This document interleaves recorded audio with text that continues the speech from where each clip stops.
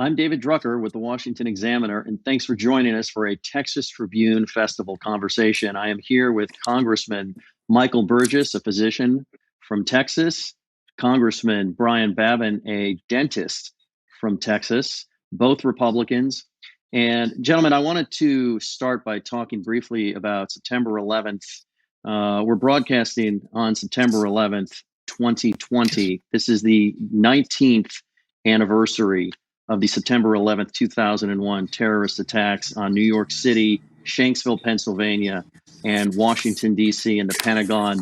I just wanted to talk to you about how you remember, each of you, about how you remember that day and what it has meant to your public service over the years. I'll start with Mr. Babin, just going in alphabetical order, BA to then BU. Sir, talk about what this day means to you. Well, quite frankly, it's been a big day in our family for many, many years. In fact, several generations. My grandmother was born on September the 11th. My oldest daughter, was born on September the 11th. I've got a niece born on September the 11th. It's always been a big day. And then, of course, the horrible tragedy hit on 9/11 in 2001, and we've just, it's just a landmark that we should never, ever forget, just like Pearl Harbor Day on December the 7th.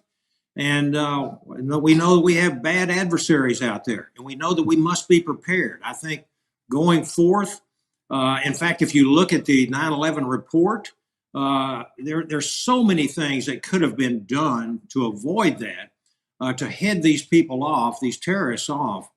And yet we missed the boat. We had a lot of warning signs, and but we've made the corrections, I think, going forward since that time. And let's hope and pray that it never happens again.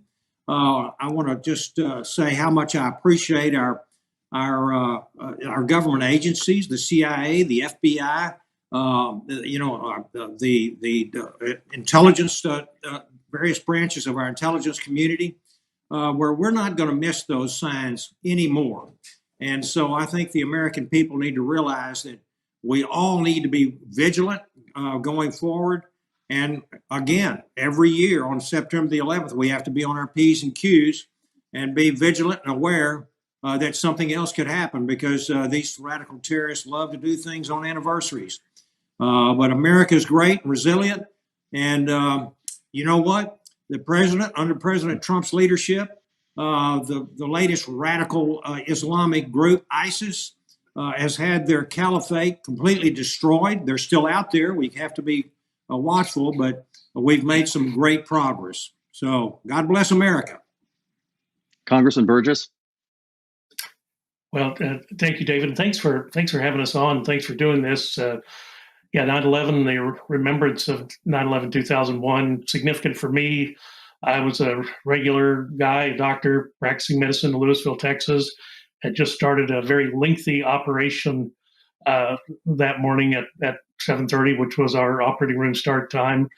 I remember being concerned because there were a number of interruptions that kept coming into the room. A painter had fallen off a ladder, and I'm like, well, he needs to go down to the emergency room. Don't bother us. And then someone came in and said a plane flew into a building in New York. And I'm like, please stop bothering us with this stuff. We've got a very complicated operation going on. It's going to take a long time. We need to stay focused. But it wasn't too long after that of course, the radio that was playing top 40 tunes switched over to the ABC broadcast, and clearly the severity of what was going on in the world outside of our little operating room became all too apparent.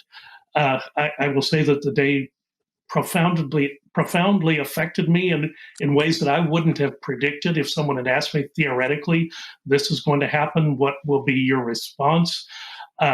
Obviously, during the day after we finished the operation, talked to the family, got to the patient safely to the recovery room, and then joined with everyone else who was crowded around televisions and watching the drama play out. I had a son who was in the Air Force at the time, and I remember thinking, I'll bet he's already on his way somewhere. He's an enlisted man, not a pilot, but obviously they need to have their support personnel with them. I had been unable to reach him and figured that's what was happening. Of course, I was wrong. That all happened much later, but and began to question whether I was doing what I was supposed to be doing with my life. My country was attacked. My son's serving in the Air Force. What am I doing? And in the days and weeks and months that followed, really began to question what my role was. And then my current member of Congress announced he wasn't going to run for re-election that December. And for whatever reason, it seemed to me that that was the logical thing to do if I wanted to serve the country, would be to file and run for Congress. So I Googled, how do you run for Congress? Back in 2001. That wasn't easy, remember. I had to find a 12-year-old to help me understand the search engine. But it turns out it's not terribly hard to file to run for Congress, as Brian can attest.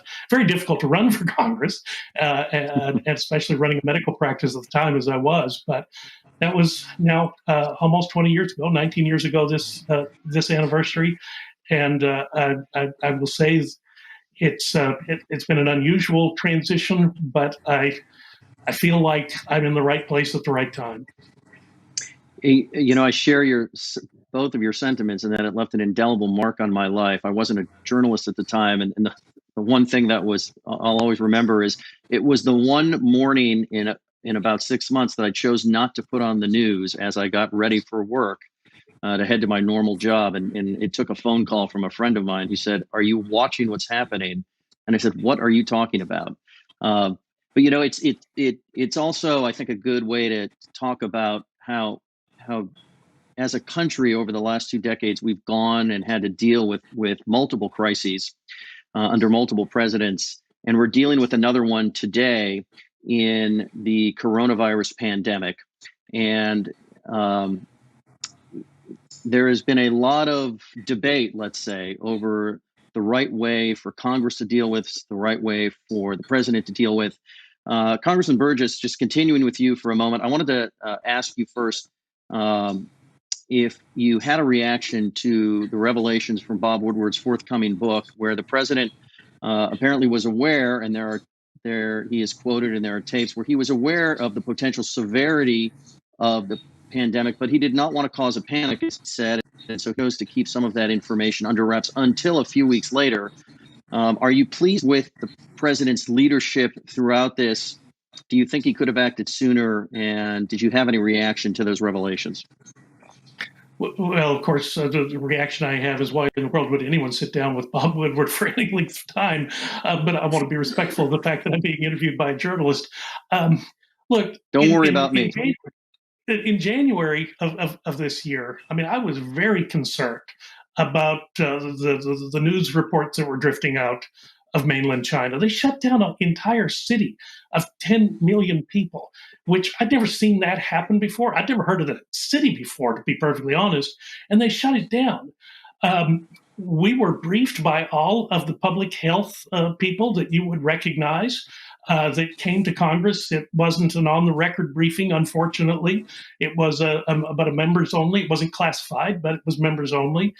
And the overwhelming sense that was imparted to us was that we got this. Look, 19 years ago, the SARS epidemic erupted, and we beat it with public health measures. We didn't have a vaccine. We didn't have an antiviral. We beat it with quarantine, contact tracing, and we feel confident about this one. I remember asking, were you really that good, or were you lucky? And one of the docs admitted that it was luck. And here's what we didn't know at the time, was that very long latency period between the time you're exposed and carrying the virus and able to spread it and developing symptoms. So that 2-week interval. So everything, all of the preparation, and I know people talk about the what could or should have gone into preparation. We had just done the Pandemic All Hazard Preparedness Bill in our committee. The president had just signed it into law in June of 2019, 6 months before this pandemic hit.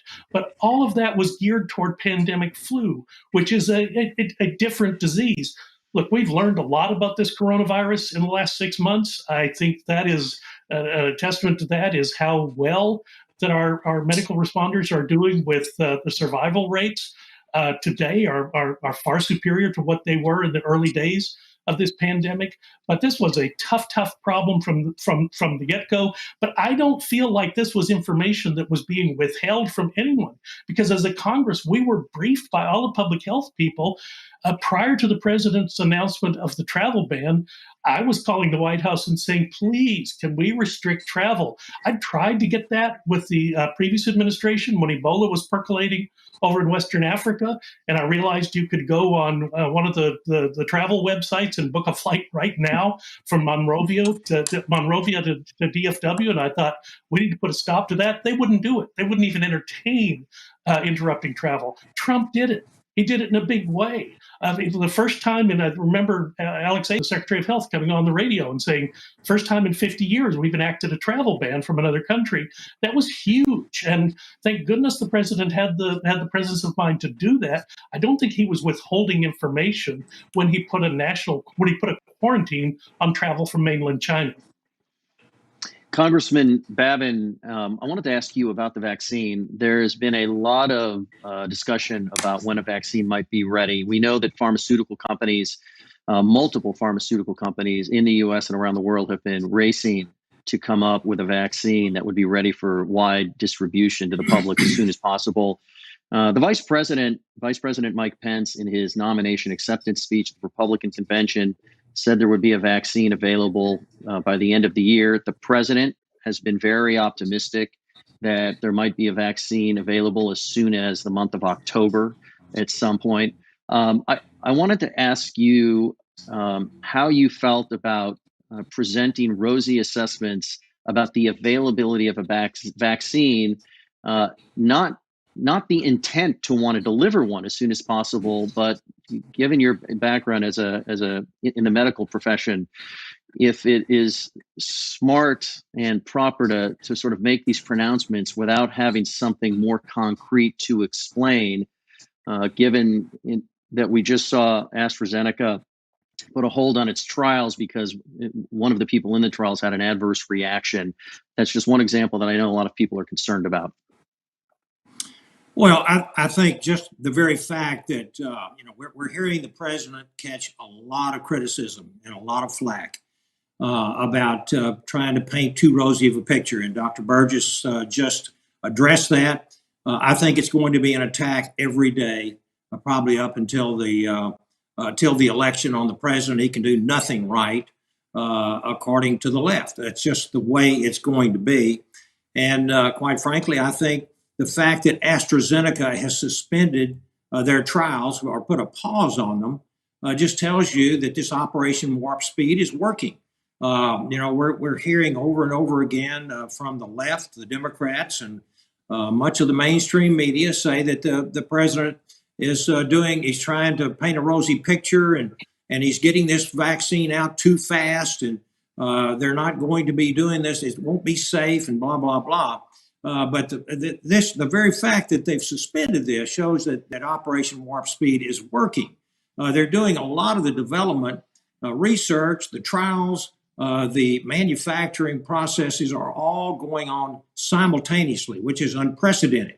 And instead of taking years to develop, we're going to do this hopefully within a year.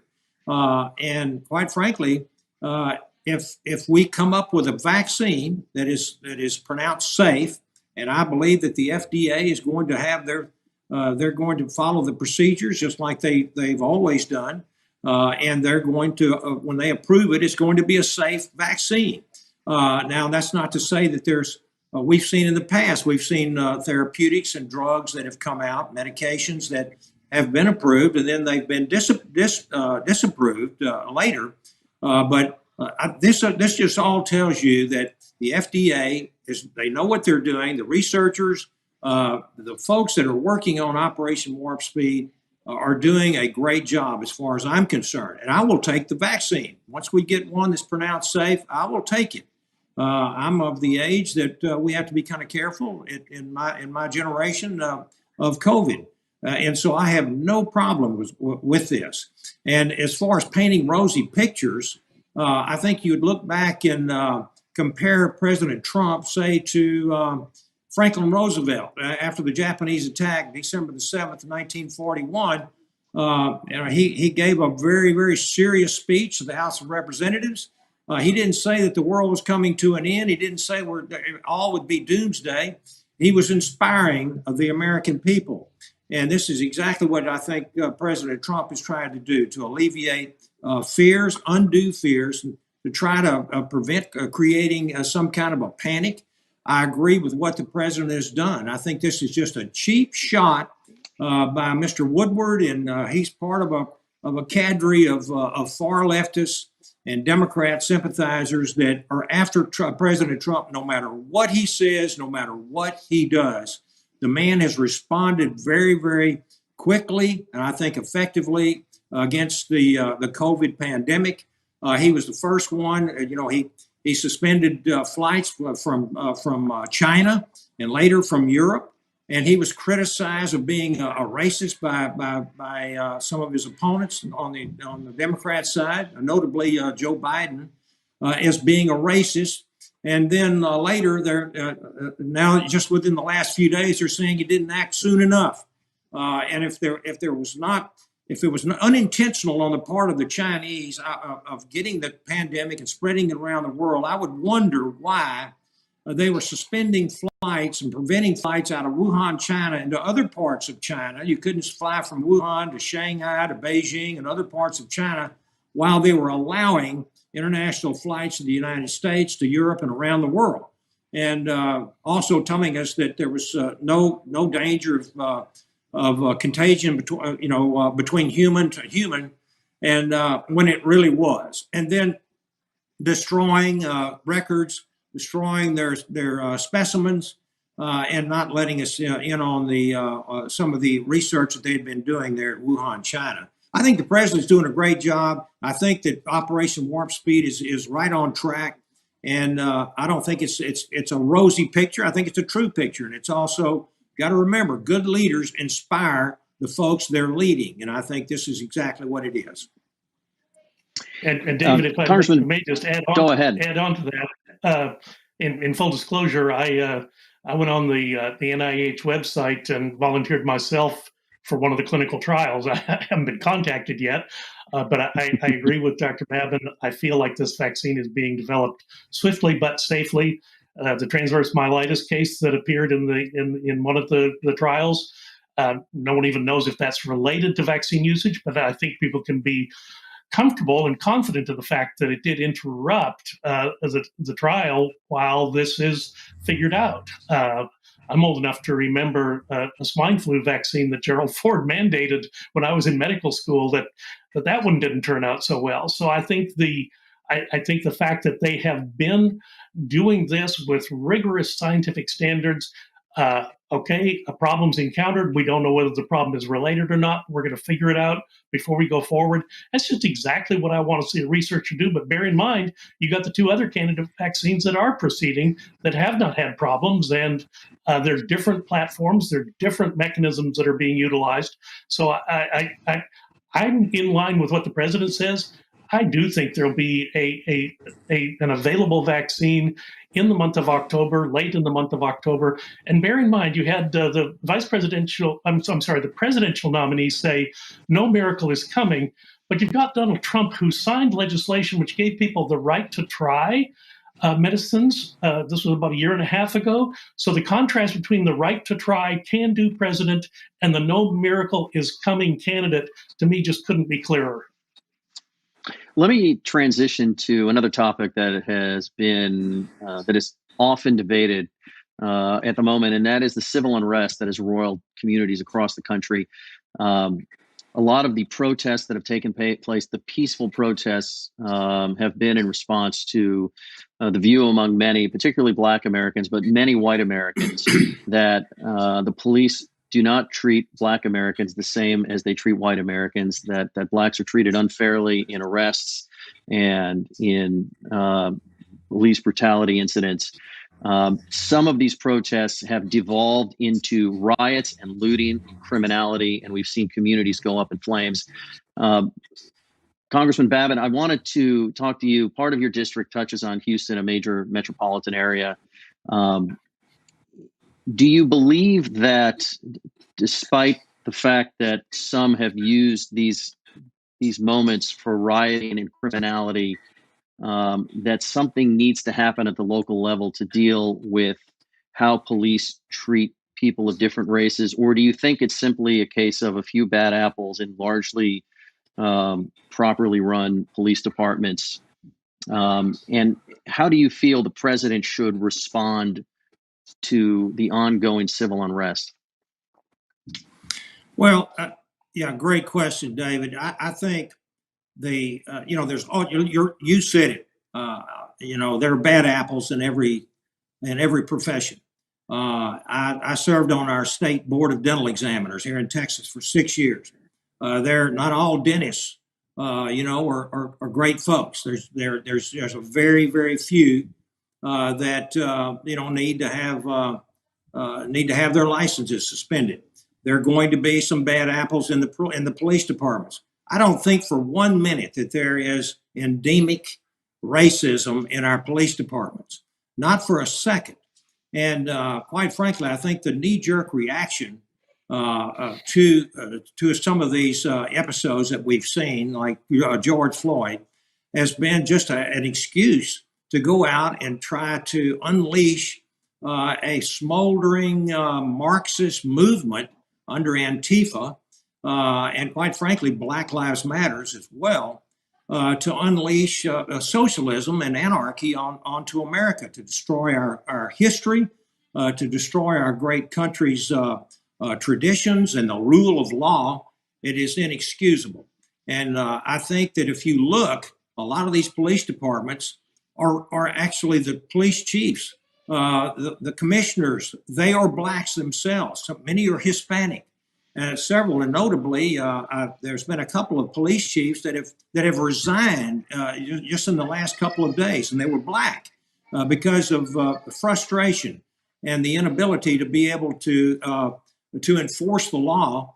And they'll go out and make arrests, make their reports, and rather than have a case go forward for prosecution, we've seen Democrat prosecutors around the country drop the charges. And it's just outrageous, and I can understand the frustration that police departments have. Right here in Texas, the city of Austin has reduced their police department budget by $150 million. Inexcusable. I agree with our governor that says if the city of Austin cannot have a police department fully funded to take care and keep their citizens safe, the streets safe, then maybe we need to step up and start taking care of that. But the citizens of these, and basically we're looking the massive, huge majority of these areas that have had this civil unrest and riots, mayhem, murder, rapes, pillaging, burning down of small businesses have been Democrat controlled for many, many decades.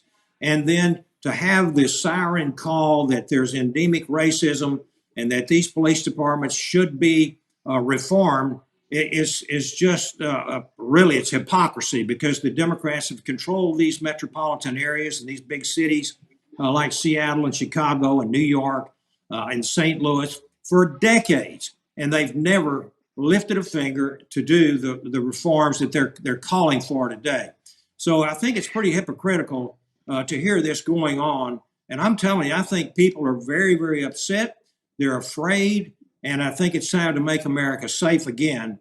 And I believe that under President Trump, who has offered on a daily, sometimes hourly basis to these mayors and these governors, where a lot of this unrest is taking place, offering to send in federal officers to help them, and only to be spurned and turned down and demonized as being a racist himself, is just outrageous. I think the American people know what's going on, and I think they're ready for law and order. And they're not ready for socialism and anarchy. And they want to see folks that are committing crimes held to account. And I think you're going to start seeing this a lot more often and prevalently. Congressman Burgess, I'm going to give you a chance to comment on this, but I want to put you on the spot here, if you'll forgive me. The president is warning Americans that if Joe Biden, the Democratic nominee, is elected president, then exactly what we're seeing in communities all over the country, in terms of the civil unrest is going to be prevalent, except that it's already happening now on the president's watch. So how do you explain to voters or constituents, and you're just north of the Dallas-Fort Worth area, so maybe not quite as affected as an urban center, but how do you explain to people that everything that's happening now will get better if the same person is left in charge and it's happening on his watch? Well, okay, first, do bear in mind that except in cases of extreme circumstances, there is not a federal role for the President of the United States to be in charge of policing our local jurisdictions. And look, when the very discouraging videos emerged of George Floyd's arrest and anything else surrounding that, facts yet to be determined. But the video itself was on its face terribly disturbing. And the President of the United States said so. And he was down in Florida with remember the launch of the private SpaceX, and offered the Department of Justice, if there's any way we can help, we want to be there for you. Now, the Attorney General of Minnesota is Keith Ellison, our former colleague in the House, someone who I, in fact, know. But Keith Ellison originally that Saturday, Sunday, was going to let the local DA handle the case. And it wasn't until the Attorney General Ellison himself was challenged on the Sunday shows, why aren't you putting yourself in charge of the prosecution? Only then did he say, I'm going to be in charge of this. But it was originally it was left up to the local prosecutors. Now, I'm not sure that Attorney General Ellison has not overcharged in the case. So people will be watching the trial very carefully.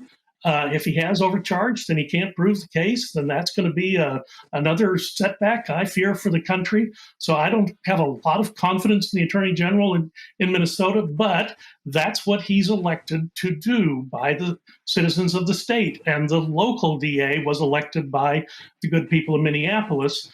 Donald Trump, as the commander-in-chief, his options are limited. But I will also point out we are just on the cusp of losing our chief of police in Dallas, Texas. Not part of my district, but just south of me. And she, an African-American woman who had to make some decisions during the George Floyd protests, and many people in the community took exception to that, and now she's leaving the post. Her predecessor, Chief Brown, was on the job, on the watch, the day that 5 Dallas police officers were ambushed in downtown Dallas while they were providing protection for a Black Lives Matter march. And people forget that sort of data point, but it is important. Now, Chief Brown is up in Chicago, and he's got a different subset of problems, but it was, I will never forget those meetings with Chief Brown after his department had lost those 5 officers from being ambushed. It was July 7th, which to me is an important day because that's the end of your first week of internship when you go from being a medical student to a doctor, and the doctors on the dock and the emergency rooms at Parkland and Baylor Hospital were like last week's medical students, but they did an exemplary job. But no, that's a tough thing. But the President of the United States is not the one who is the first responder in those situations. Our chiefs of police, our attorneys general, our district attorneys are the first responders. And Brian's right. In those jurisdictions, they've been run by Democratic politicians for years. Gentlemen, I have just about a minute left, and I wanted to touch briefly on Texas politics because it is an election year, and we're just about 2 months away from Election Day. And really, with early voting, things are about to get underway even sooner. The polls in Texas between Trump and Biden have been very close. Gentlemen, you have colleagues in Republican-leaning districts that are having to fight for the first time, maybe ever. How confident are you that Texas will remain red this year? And can Republicans rest easy, or should they not take the state for granted? Congressman Burgess, I'll start with you. Well, first, on the congressional level, we're not ceding any ground, and in fact, vigorously competing in those 2 districts that went from Republican to Democrat in the 2018 election. President Trump is going to run very strong at the top of the ticket. Of course, we no longer have straight ticket voting in Texas, so there is a good deal of voter education that has yet to be done by both parties. You can't just mark the top name on the ballot and walk out and think your job has been done. You've got to go all the way down the ballot to very crucial, not just congressional races, not just state rep races, but local races that were postponed in the time of the pandemic last May. So critically important election, but I do feel very good about Trump's chances at the top of the ticket. And I believe we're going to aggressively compete in some of those districts that we weren't able to hold in 2018. And Congressman Babin. Yes, sir, David. I can tell you that we will not be resting easy. We're going to be with our antenna up. We will be working extremely hard. We're trying to raise money. We're trying to help our colleagues that are in tough races and also our challengers that are running against Democrats in some of these seats. I think that the American people, I think the people of Texas, let me say that, have seen just what it would be like to live under the authorities of leadership of elected Democrats around the country. We've seen that in Seattle and Portland and Chicago and New York. And I don't think in fact, you're seeing a lot of these people leave these areas. Many of them are moving to the great state of Texas. And so I think folks want security. They vote for their pocketbooks. And we've had the best economy up until March when the pandemic hit us. We had the best economy in probably 60 years, 6 decades. And then, of course, a self-imposed recession because of the pandemic through no fault of any American. And I think you're going to see people vote for security, for their safety. And they're very concerned when they see the civil unrest, the assaults, the murders, burning buildings, small businesses destroyed. They're going to vote for law and order. And I feel very good. Certainly, we're never going to be resting easy, but we are going to be working hard. And I feel confident that we're going to prevail. Our biggest concern is these mail-in ballots, David. We've got millions of unsolicited mail-in ballots that are being mailed out in various states. And that is a absolute the best way for fraud. You cannot verify who signed them. You can't verify, the validity of them. And I think the states ought to be passing laws making sure that these are mailed in on time, and they should not be counted after the close of the polls.